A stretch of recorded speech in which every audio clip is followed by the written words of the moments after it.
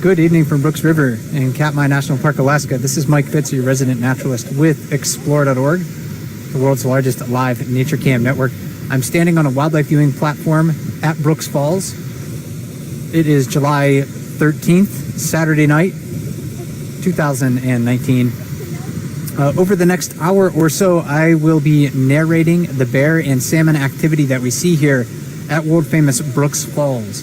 I am about 300 miles southwest of Anchorage, Alaska, on the northern Alaska Peninsula in the center of one of America's largest and most spectacular national parks. During this broadcast, I won't necessarily be looking at the questions in the comments on Explore.org to answer those specifically, but I hope to answer a lot of your basic questions that you might have about the activity that we are seeing this evening. I'm sharing this space with a lot of people who are also here with me. This is a public wildlife viewing platform, so you may hear some voices from time to time. That is okay. There also will be times of silence when I am quiet, just trying to gather my thoughts and look around to see what the different bears are doing. There's a lot of fish in the water. There are definitely bears moving in and out of the river from time to time, so I'm going to try to identify those for you and give you an idea of why we are seeing the dynamics between these two very iconic species of Katmai. So to start out, it might be a good idea to go to the lip of the waterfall, because that's certainly garnering most people's attention here on the platform. The bear that we're looking at on the lip is a mature adult male, probably in his 20s, although we don't know that for sure. This is number 775 Lefty. He's given that nickname. He's very easy to recognize when you get a good look at his face, because his left ear is shorter than his right ear. We don't know how that happened. When he was first identified, he had symmetrical ears, but he probably got that in a fight with another bear, or lost part of his ear in a fight with another bear. He's been doing very well on the lip during the past 20 minutes or so. He's very skilled in that location. This is probably his fourth fish in at least 20 minutes. And I think we can expect him to catch several fish throughout the broadcast. He's not really facing a lot of competition for fishing spots this evening. In fact, there's really only one other bear at the falls right now, and he's on the far side near the rocks. And that happens to be number 801. 801 is a bear that was just identified a couple of years ago. We don't know a lot about him. He was probably a young adult at that time, so maybe he has a lot of growing to do. He's certainly not a large adult male, so certainly not one of the more dominant bears that we have here at Brooks River. And then downstream of all of them, the largest bear that I have seen probably in my lifetime, on the far wall over here. We'll try to get a look at him. It's going to be in the shadows, so maybe you won't be able to see him that well, but this is number 747. So just a tank of a bear on the far side. All of these bears right now are very well fed. If you were watching these broadcasts last week, you would have seen a river nearly empty of salmon. So bears right now are experiencing the feast that comes in between the famines. We were experiencing some very hot temperatures for this area. In fact, all-time record high temperatures for much of southwest and southern Alaska during the last week.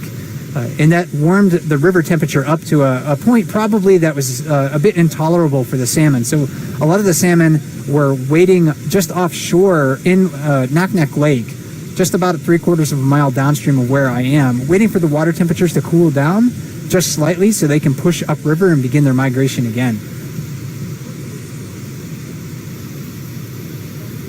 And I think we're seeing that right now. The salmon really started to come into the river in large numbers once again yesterday, and yesterday evening in particular. And now we're seeing just consistently large numbers of fish at the waterfall, jumping at the waterfall. Around 6 o'clock p.m., I counted the number of salmon jumping in a 1 minute count, and it was about 200 fish that were jumping during that 1 minute period. So a lot of salmon in the water right now. In fact, let's take a look at the abundance of this right now. You can see the ones jumping out of the water at the lip of the waterfalls most easily, but the water downstream of the falls is just stacked with fish.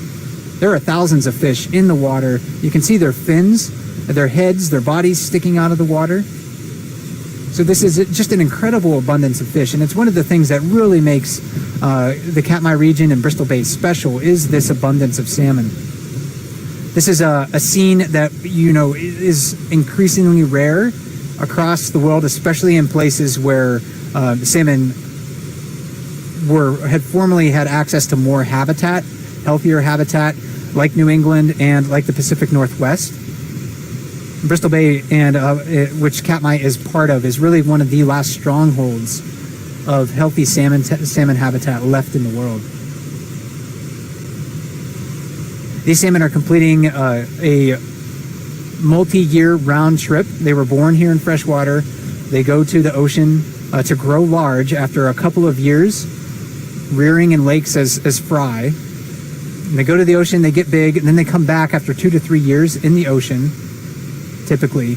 So a lot of these fish that we're seeing are probably anywhere from 3 to 5 years old. And Brooks Falls may be the last major obstacle that they need to surmount before they can reach their spawning site.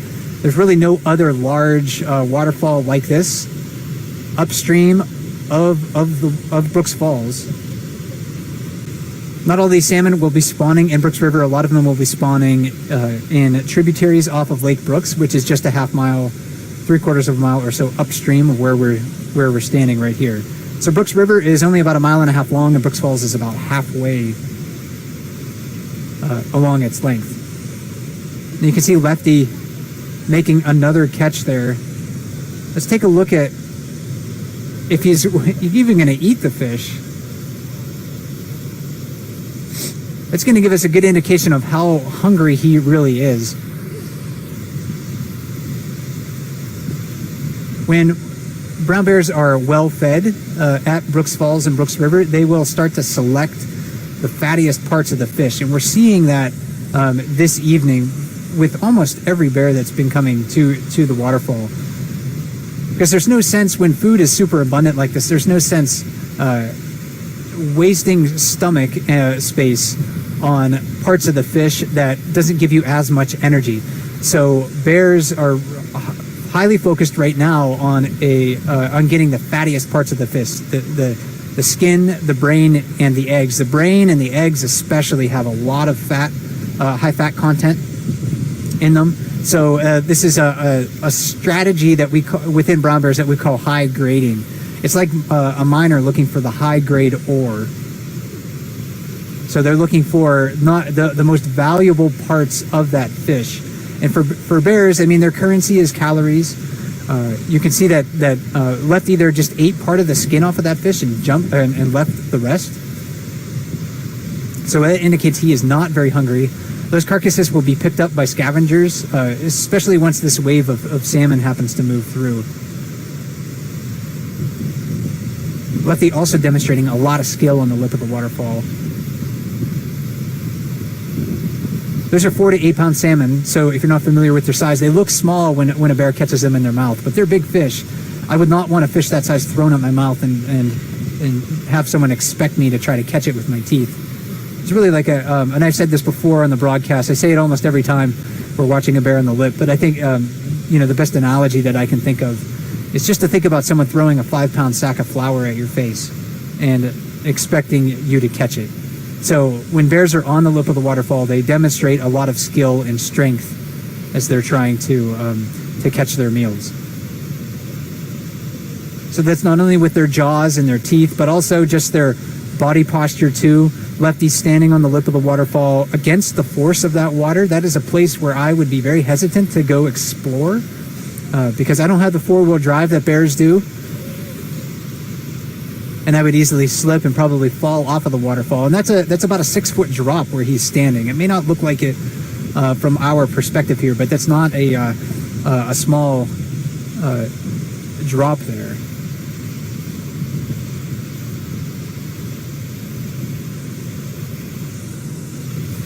Lefty is a bear that has certainly changed his behavior since he first started using Brooks Falls in July. Prior to July 2015, we had never seen him visit Brooks Falls in July. He was only a bear that was identified here in late summer and fall, and really only around the time when people weren't visiting the river in large numbers. So he didn't really seem to have the tolerance for large numbers of people. Perhaps he also did. I suspect he just didn't know that he could catch salmon at Brooks Falls in July, but he happened to come back in July 2015, and at that time he was demonstrating really a profound hunger that brown bears feel because they have to eat a year's worth of food, of course, in 6 months or less to survive. So when he first arrived, he acted like he really didn't know how to fish the waterfall. And again, we had not observed him here in July, so he probably didn't know how to fish. He would try a bunch of different fishing locations. He could hardly stand still. He was challenging other bears frequently. Sometimes that worked out for him when he was able to steal their fish. A lot of times it didn't work out for him when he challenged a bigger, more dominant bear. But he certainly settled into like his own little niche here, especially on the lip of the waterfall. Yesterday he was fishing below the falls, but right now he's enjoying a lot of space on the lip, being very patient, waiting really for the right salmon to jump nearly into his face.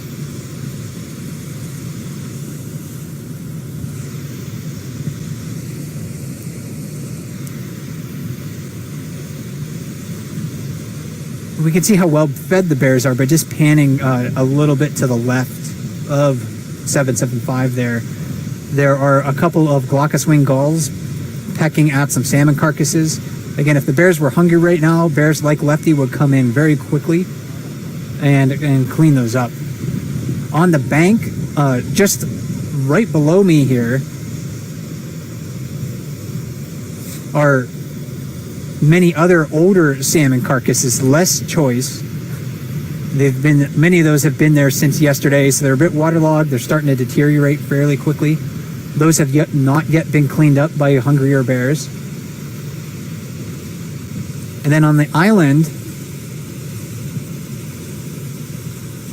not quite directly in the center of Brooks River downstream of the falls, but you can see several pink spots there. Those are high-graded salmon carcasses. So partly eaten salmon carcasses that bears have left behind for scavengers and hungrier bears.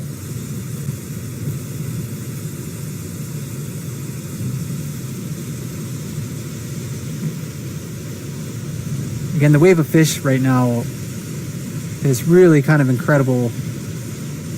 The water here is frequently boils with salmon. On days like today, if the salmon get spooked or they swim into too shallow water, there was just a little bit of one of those boils on the upstream side of that island just a second ago. So it seems like one or many of them get spooked, then they all sort of get spooked in that same area, and they'll all start churning the water, trying to escape into deeper water. The topography of the river really makes this place a successful spot to fish for bears. Without the waterfall temporarily impeding the salmon, bears would have a much more difficult time fishing in Brooks River. They would have to use more active fishing techniques. They would likely have to chase salmon much more regularly instead of sitting and waiting for the fish to come to them like these bears are demonstrating right now. And there's a bit of a fish boil right down below me. So bears are, again, smart animals. They are they demonstrate a plasticity to their behavior. So their behavior is not fixed simply on what their genetics are telling them. They're able to make decisions, change their behavior to better adapt to circumstances and changing circumstances. 775 is certainly one of those bears that demonstrates that with his patience and his skill on the lip of the waterfall, again, which we didn't see him demonstrate when he first returned to Brooks Falls in July 2015. Now on that far side over there, I mentioned him at the beginning of the broadcast. This is number 801. He has very wide set ears. I'm not sure we're going to be able to see that from this perspective, but that's one of the identifying features that I look at for him. He also has a lot of scars and wounds around his face and neck, and that's fairly typical for adult males, especially at this time of the year where they're competing over fishing spots. If they are feeling, I guess, for lack of a better term, a bit amorous, they will also compete with other males for access to females. Well, this is really the tail end of the mating season. We haven't seen some really obvious courtship behavior between bears here, at least that I'm aware of, probably in a week and a half or so, but it's still possible that there could be a female who is going through one of her estrus cycles during this time of the year, maybe her last one of the season, and some male bears may be looking for mating opportunities. But you can also see that 801 over here is not particularly hungry. Carcass is sitting around him. On the far side, against that far wall over there, you can see those rooster tails in the water that are getting splashed up. That's not from rocks. Those are from salmon that are trying to make their way up to the waterfall, and some very shallow water there.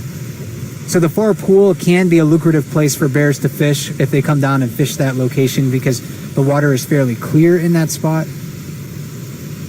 It's easy to see the fish. The fish are vulnerable in that very shallow water.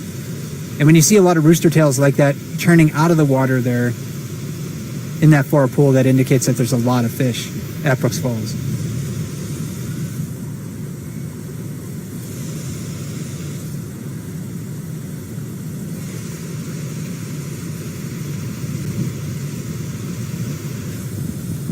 I'm going to pan downstream for just a moment here. We haven't looked down toward the riffles quite yet, but there's a bear down there that might be worth highlighting. Each one of these bears tells a different story about the lives of bears, their growth rates, the different challenges that they experience, the changes that they go through from a young bear to an adult bear. And this is a bear that's borderline adult age. She's about 5.5 years old or so. This is number 717. She was first identified a few years ago as a young independent bear. Perhaps she was identified on her first summer on her own. And she's not a particularly large bear, even for her size at 5.5 years old. So some of the bears around here grow to be real giants, but 717 is fairly small, even for her age. It's easy to confuse her with younger immature bears. Of course, with brown bears, there's just like in humans, there's no set age where they become sexually mature, but generally that happens, around a bear's 5th or 6th year, sometimes a little bit younger. So I'm not sure, if 717 here is truly an adult, but she is around that age where she can typically be considered an adult bear. Now she's moving slowly through the riffles, not chasing fish either. That also indicates to me that she is probably fairly well fed on this evening.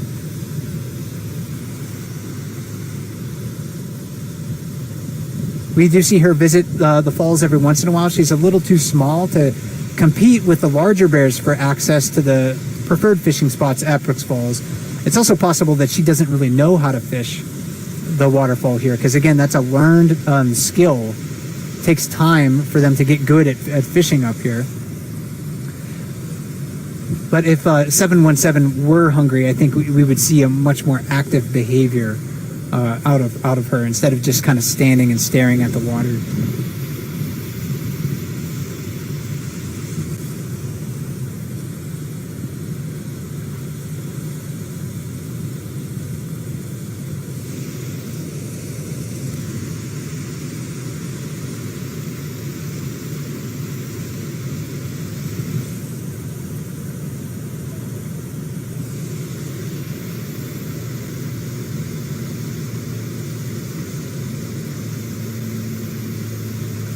You may notice when you're looking at the salmon jumping that most of them are not successful in their attempt to jump the waterfall. I've counted over the past several years thousands of fish jumping at the waterfall during 1 minute intervals. And then at the same time, I count the number of successful salmon that make the leap. So by comparing the numbers, if you count the number of fish that jump with the number of successful jumps, I can get a rough estimate on how many jumps are successful overall. And it really, the number boils down to about between 6 and 7% of the jumps are successful. What that means to me is that the salmon really have to jump multiple times before they can make the leap of the waterfall. This is a barrier that they have not encountered on their upstream migration before. Of course, they have, predators to deal with as they're trying to run this gauntlet here, like 775, who's, still standing on the lip there.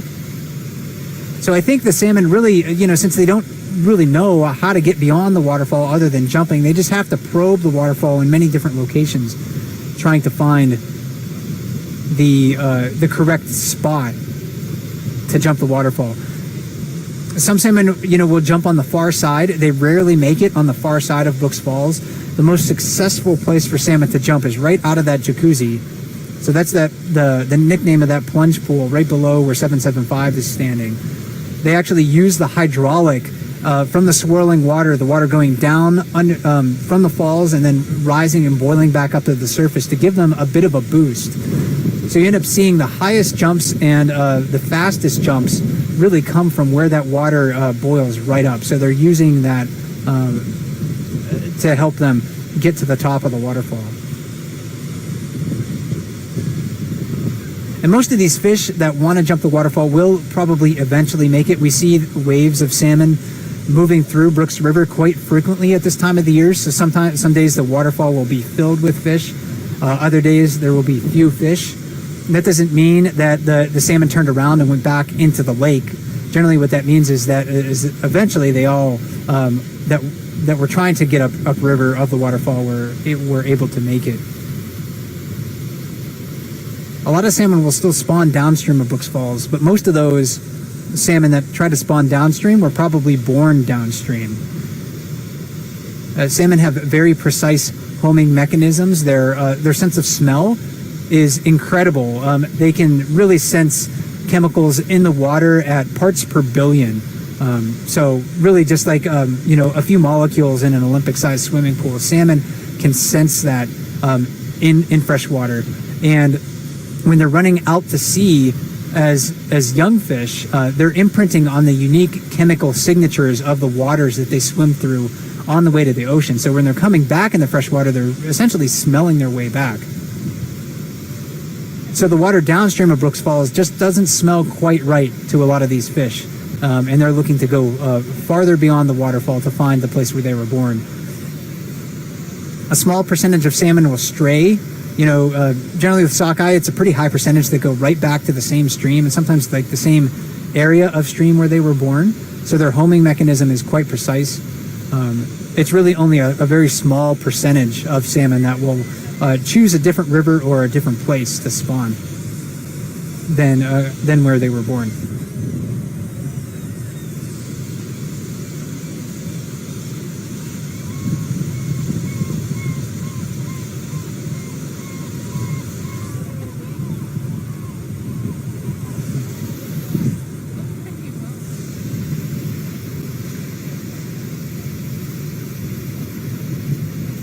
And of course, I mentioned before that there's a lot of carcasses hanging around above and below the falls on the near and far bank.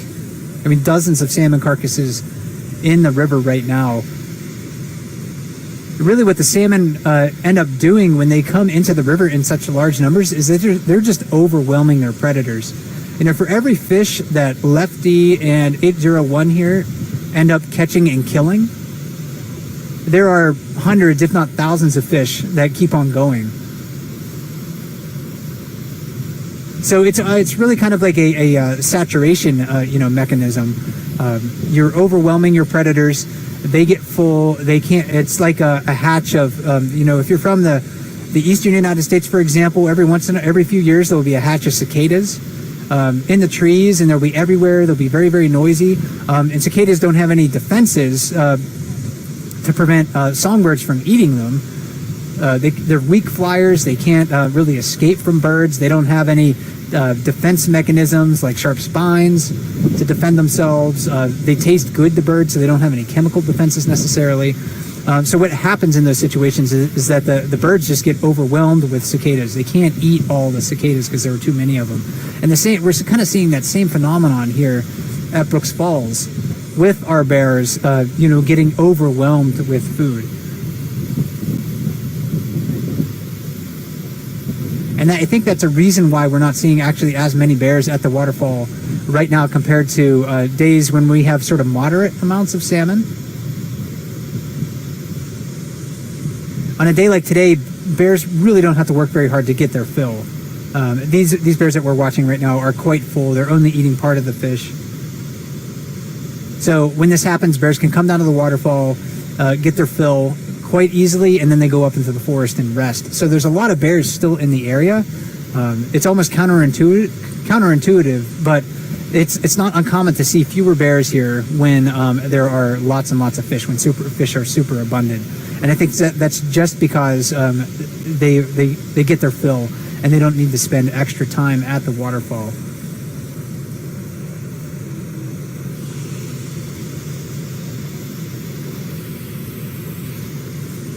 For bears that stick around, however, it's almost like they can't shut it off sometimes. Like they just can't stop catching and trying to eat food, even if their stomach is extremely full. Like number 775 here, I mean, we've seen him catch fish and drop them almost immediately. I think it's an instinct for bears when they see vulnerable prey. Again, that's one of those behaviors that's probably ingrained within them. It's just to catch vulnerable prey. I mentioned earlier, just a few minutes ago, how bears are able to change their behavior depending on circumstances, but it makes adaptive sense for a bear to take advantage of vulnerable prey when they see it. And I think that's what one reason why we see the bears just standing at the waterfall catching fish, only eating a little bit of it. They might not have much room in their stomach, but they still try, just because that's how they make a living. Now, we just had another bear arrive. Haven't seen him yet this evening. This is a fairly large, actually a quite large and fairly dominant adult male here. This is a mature adult male. Camp viewers might know him as either number 603 or number 68. I think it's the same bear. The bear monitoring staff are still debating that, so they might change my mind, or I might change theirs. You see the fish boiling around him, so he is not very hungry either. Just look at those fish. Wow, I mean, they are just everywhere. So he's just walking through the river casually like that. Again, indication that he is not a hungry bear at this moment.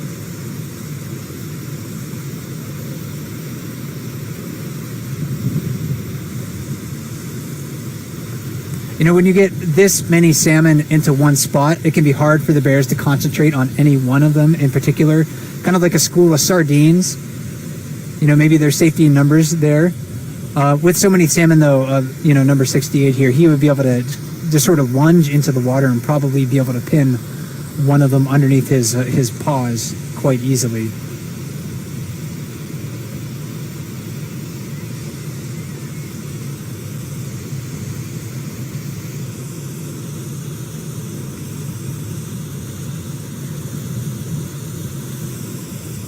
This is a bear that I sort of, it's taken me a while to sort of recognize him and to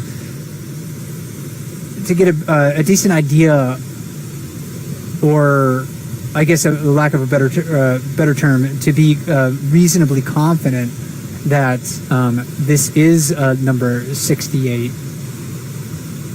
Bears can change their appearance quite dramatically from early summer to fall. And 68 typically had been a bear that we would really only see in the fall months. A couple of years ago, though, there was a bear here that was given a identification number 603. Sometimes, the bears change their appearance so much from early summer to late summer that we just can't identify them as the same bear. And I think that might have been the case here, and why there has been confusion over the last few years on whether number 603 and 68 are the same bear. So number 68, yeah, just giving a little bit of a lunge there, but not really a serious attempt at fishing.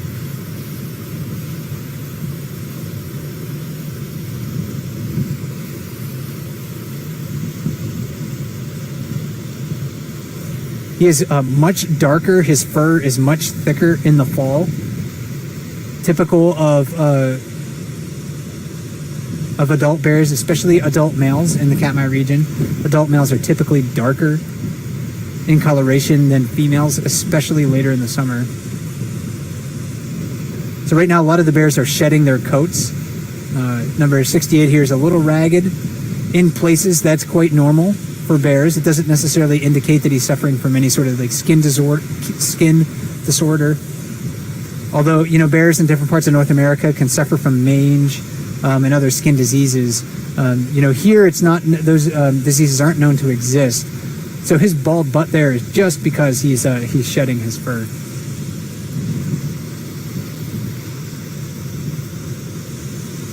So I'll keep an eye on him and see where he decides to fish. I'm going to go to the far side again because we had another bear appear during the time when I was talking about number 68.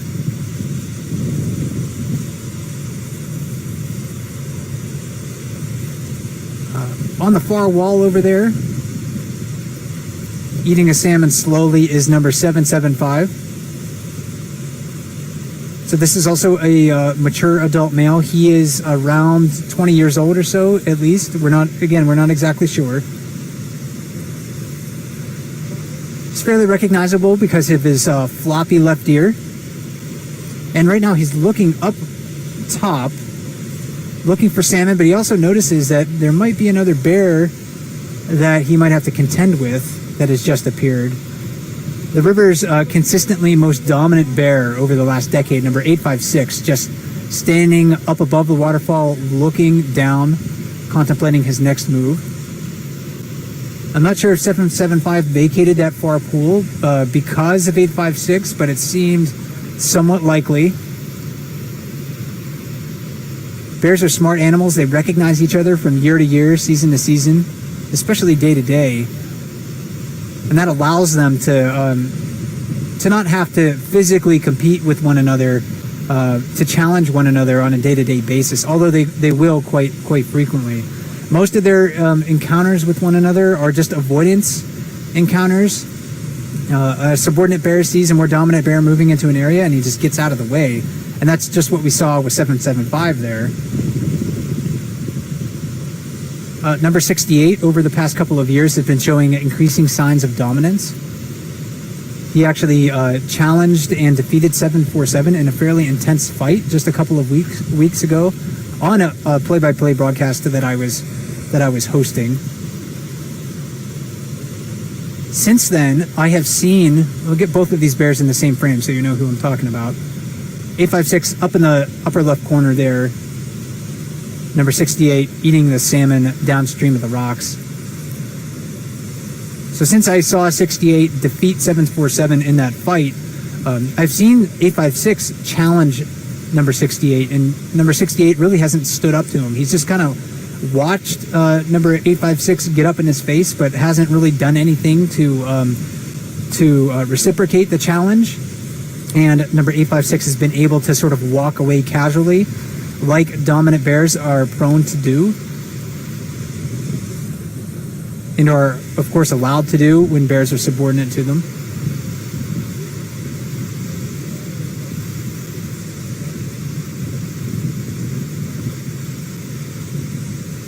So I'm going to watch, certainly keeping a close eye on these two bears if they come down into the river, so we can see how they might posture next to one another. and compete with one another. If you want to be a large dominant bear, you have to sort of maintain your rank, so to speak, in the hierarchy. The hierarchy isn't like a fixed hierarchy. It's certainly a fluid one. It can change from day to day, certainly from season to season. We see that fluctuate. It's one of the more fascinating aspects, I think, of watching bear behavior here at Brooks River. We can watch these bears grow and mature into very dominant bears. 856, again, up in the left corner there. When I first started working at Brooks River in my former career, I was a park ranger here. And 856 was just kind of a goofy young adult. We didn't really have any indication that he was going to become the large adult and dominant bear that he is today. So that process, seeing that happen, seeing these bears grow and mature and become more competitive with each other as their priorities change, has really been quite fascinating to me. And I think it's something that you can also observe on the bear cams.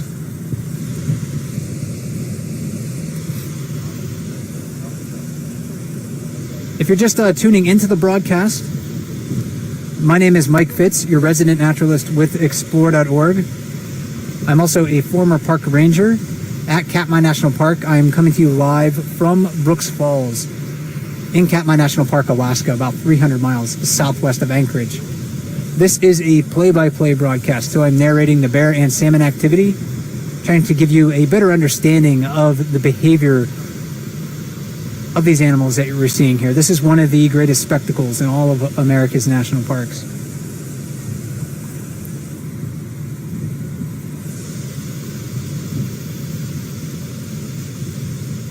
I haven't had an opportunity to visit the falls earlier today or watch the webcam, so I'm unsure whether 856 was able to come down and fish earlier. His lack of a quick entry into the river, again, could indicate that he is not very hungry. I'm not sure if the presence of number 68 is altering, his behavior or not. But let's take a closer look at number 856 here. Again, the most dominant bear that I've seen at Brooks River consistently over the last decade. He hasn't always been able to hold that position. There was a year, like in 2017, when he was injured. He wasn't around the waterfall very much. When he was here, he walked with a pronounced limp, so he wasn't able to compete as well with the larger adults like he can when he is a fully healthy bear. But he's back to his old self this year, and he was back to his old self last year. Of course, we can't expect 856 to be, the river's most dominant bear forever. At some point in time, another younger bear is going to challenge him, and he's going to be defeated, and he's going to take a step down in the hierarchy. Large adult males, though, always maintain a fairly high rank in the hierarchy just because they're so big. So even if they don't have the disposition or the size necessarily to compete with the largest adult males, they'll still be able to maintain a fairly high rank and gain access to many of the most preferred fishing spots. So 856 moving off into the forest on the far side. He might swing around. There's some major bear highways over there. He might just come back down to the waterfall below it on a well-used trail on the far side.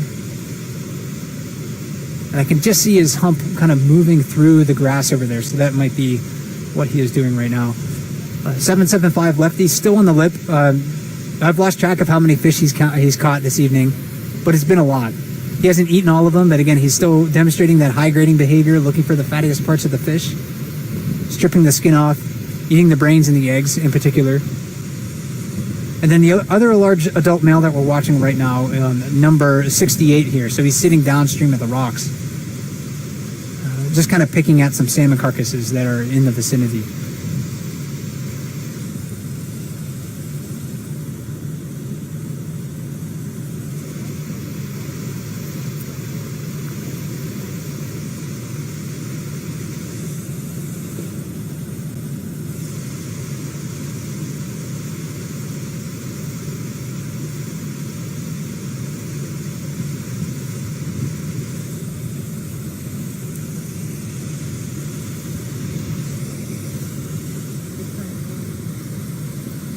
And then downstream, we'll take a look. We'll pan downstream. 775, who was in the far pool, still on the far side, scavenging some carcasses, moving very slowly, like a full bears often do, or bears with their stomachs full of salmon, I should say, to be a bit more concise and clear. 755, Scaredy Bear over here. He is a bear that rarely visits the south side of the waterfall where people stand. He's a bear that just does not seem to be tolerant of the presence of people.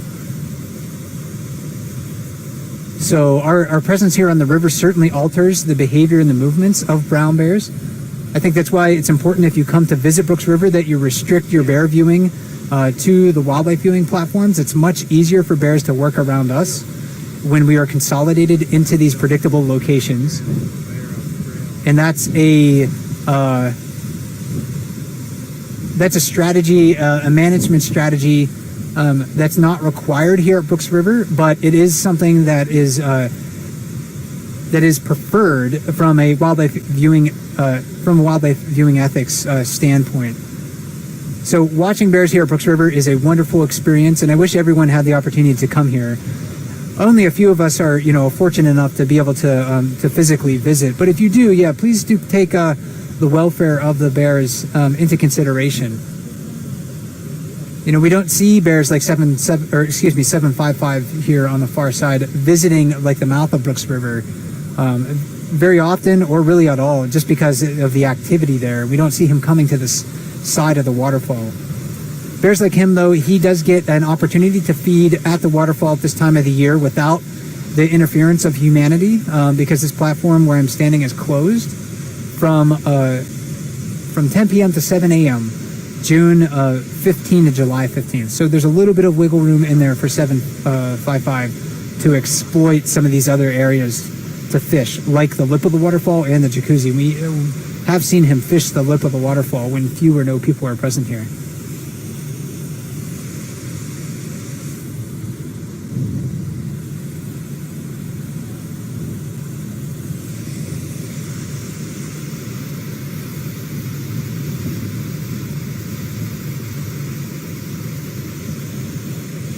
And Lefty with another salmon.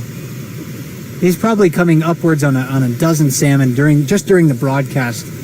Most of them he's walked slightly away from the lip to get into a more comfortable and secure place to stand and eat it. Let's see if we can take a better look at how much of that fish he's eating. This is a good example about how bears consume their prey. They do not kill their prey before they eat it. They just subdue it.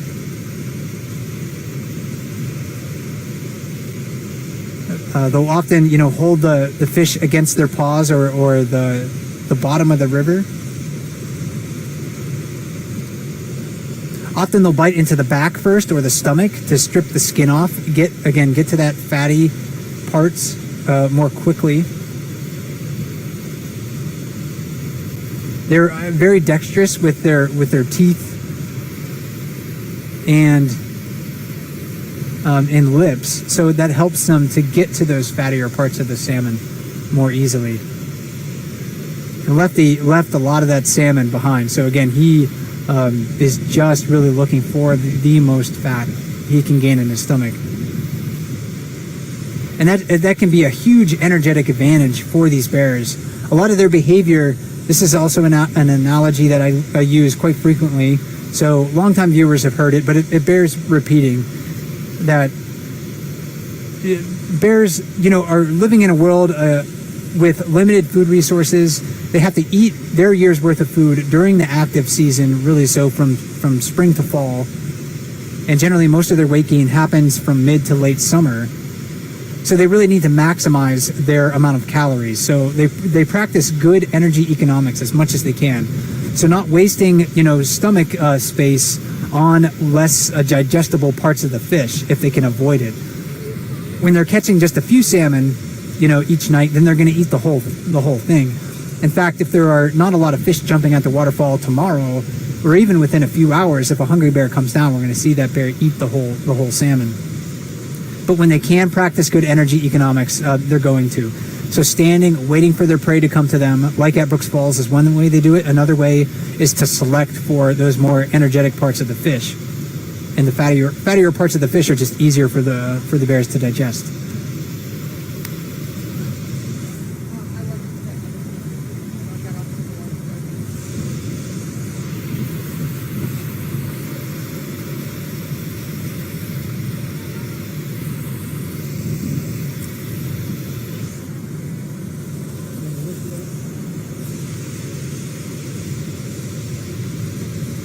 Bears are vectors that allow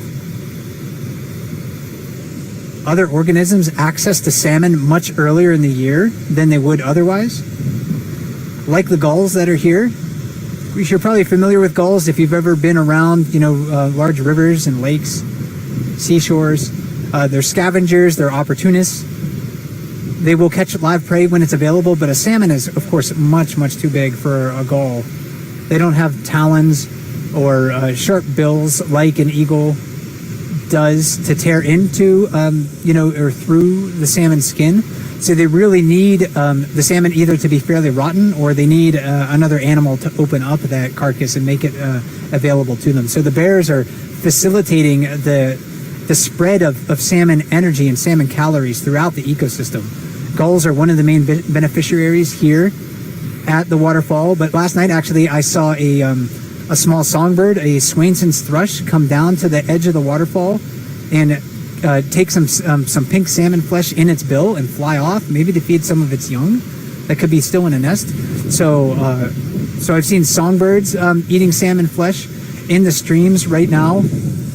Rainbow trout, juvenile rainbow trout, maybe perhaps even juvenile salmon could be scavenging on salmon flesh. And certainly once the salmon starts spawning, the eggs are an extremely valuable source of food for anything that's living in the stream. Especially the other fish, the predatory fish in this area, like rainbow trout, Arctic char, dolly varden.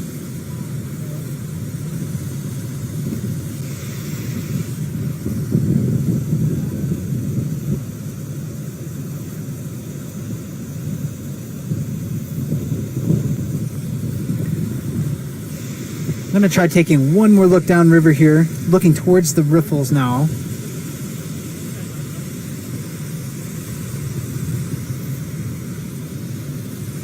So we see 3 bears there. I can get my binoculars out.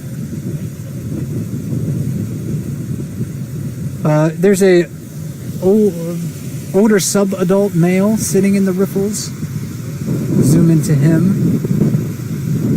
Or this could be a young adult. I'm not exactly sure. It could be number 807, but my ID on that is very tentative and subject to change. Number 717 with that silvery fur, very grizzled looking fur, standing on a rock behind him.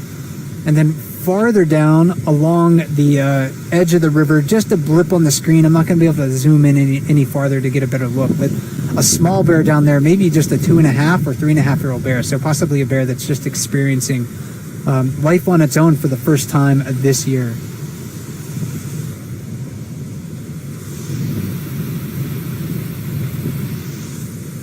Each one of these bears, experiences different challenges, different ways that they need to make a living, exploit food resources. Younger bears can make a living because they're smaller overall. They can make a living on vegetation a lot easier than the very large adult males.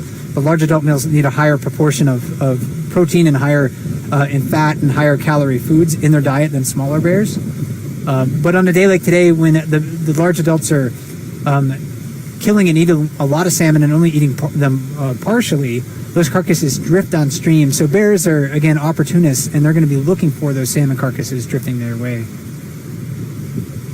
So we're not seeing a lot of younger bears up our Brooks Falls, but that doesn't mean these younger bears downstream aren't getting their fill. They can easily move through the river and scavenge those carcasses opportunistically.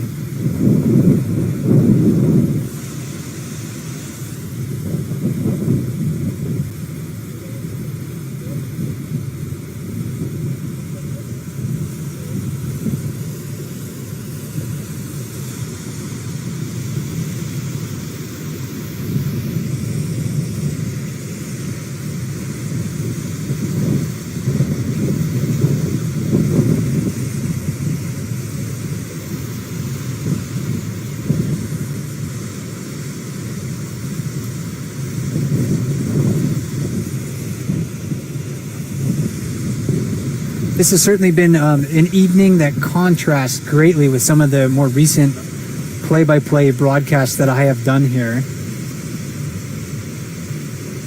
The past couple that I have done, very few to almost no salmon visible in the river. So that is probably the major difference. We're not actually seeing a greater number of bears tonight compared to those other broadcasts, but we're certainly seeing the behavior of the bears in a different way. So very full animals selecting the fattiest parts of the fish.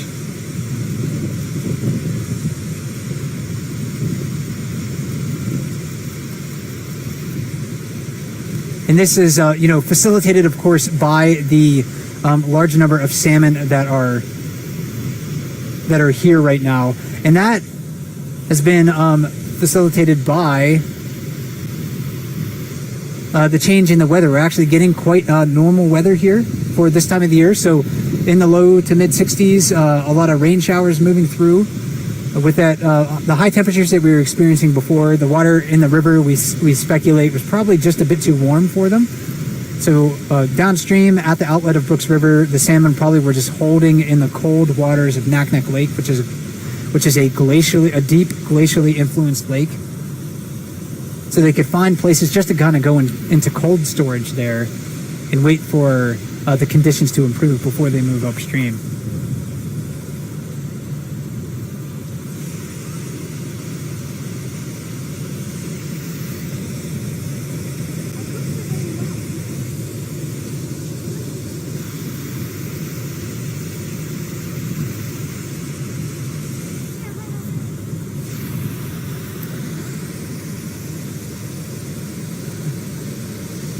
Now, for a moment, I'm actually going to break away from our activity at the falls because I want to show everybody a bit of a dynamic that you don't normally see on the webcams. I'm going to turn this around. You're going to see people. I'm going to try to get a view of a bear here so you can see how close the bears get to the wildlife viewing platform here, just feet away from where we are. It looks like this is an adult female member, 128 grazer. She's hard to see. Give you a better view there. You probably can see her a bit more clearly now.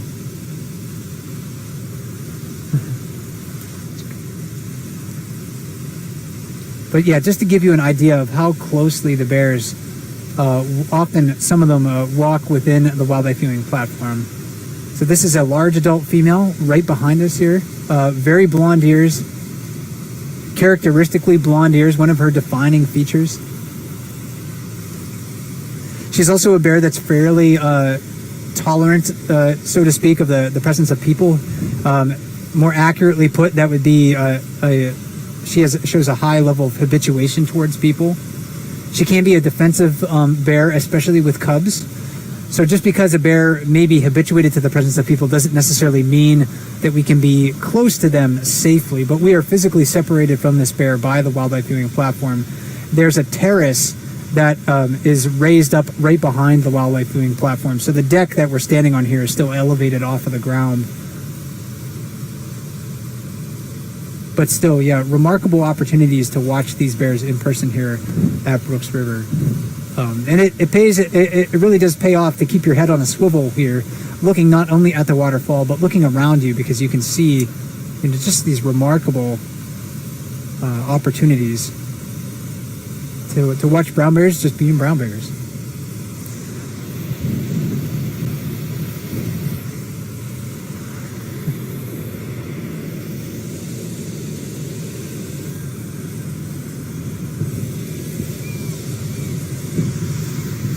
So back to our main view here.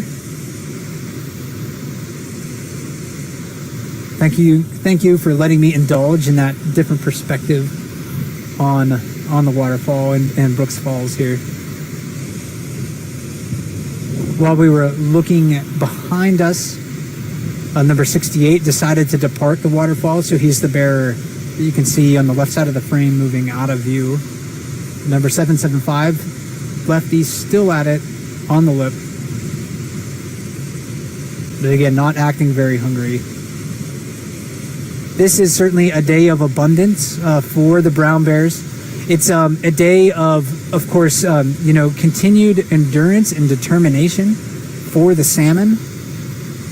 I don't think I gave them their proper dues during the broadcast, but these fish are determined animals. They will not quit really until they reach their spawning site or they succumb to predators. So remarkable animals. They stop feeding once they re-enter fresh water. So all of their energy necessary to reach their spawning site, compete for spaces to spawn and access to mates, and also evade predators. All of that energy is contained within their bodies.